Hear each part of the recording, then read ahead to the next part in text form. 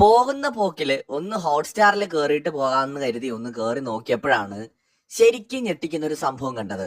അതായത് ഇന്നലെ അർദ്ധരാത്രിയിൽ തന്നെ ബിഗ് ബോസ് മലയാളം സീസൺ 8 അഗ്നി പരീക്ഷയുടെ ആദ്യത്തെ എപ്പിസോഡ് നമ്മുടെ ഹോട്ട്സ്റ്റാറിൽ ടെലികാസ്റ്റ് ചെയ്യപ്പെട്ട് കഴിഞ്ഞിരുന്നു.